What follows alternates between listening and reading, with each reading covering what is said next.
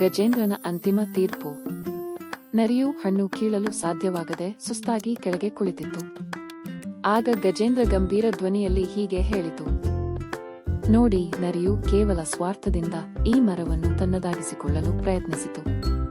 ಅದಕ್ಕೆ ಮರದ ಮೇಲೆ ಪ್ರೀತಿಯಿಲ್ಲ, ಕೇವಲ ಹಣ್ಣಿನ ಮೇಲೆ ಆಸೆ ಇದೆ. ಆದರೆ ಜಿಂಕೆ ಹಣ್ಣಿಗಾಗಿ ಅವಸರ ಪಡಲಿಲ್ಲ, ಬದಲಿಗೆ ಮರದ ಆರೈಕೆ ಮಾಡಿತು. ಯಾರು ಒಂದು ವಸ್ತುವನ್ನು ಪ್ರೀತಿಯಿಂದ ಪೋಷಿಸುತ್ತಾರೋ ಅವರಿಗೆ ಮಾತ್ರ ಅದರ ಮೇಲೆ ಹಕ್ಕಿರುತ್ತದೆ.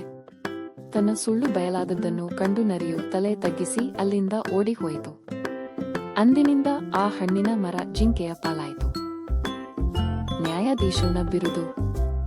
ಗಜೇಂದ್ರನ ಈ ಚತುರತೆಯ ತೀರ್ಪನ್ನು ಕಂಡು ಕಾಡಿನ ಎಲ್ಲಾ ಪ್ರಾಣಿಗಳು ಬೆರಗಾದವು. ಕೇವಲ ದೈಹಿಕ ಬಲದಿಂದಲ್ಲದೆ ಬುದ್ಧಿವಂತಿಕೆಯಿಂದ ಶಾಂತಿಯನ್ನು ಕಾಪಾಡಿದ ಆನೆಗೆ ಅಂದೇ ಎಲ್ಲಾ ಪ್ರಾಣಿಗಳು ಸೇರಿ ಕಾಡಿನ ನ್ಯಾಯಾಧೀಶ ಎಂಬ ಬಿರುದನ್ನು ನೀಡಿದವು. ಅಂದಿನಿಂದ ಗಜೇಂದ್ರ ಕಾಡಿನ ಅಘೋಷಿತ ರಾಜನಾಗಿ ಎಲ್ಲರ ಪ್ರೀತಿಯ ಮಾರ್ಗದರ್ಶಿಯಾಗಿ ಬಾಳಿತು.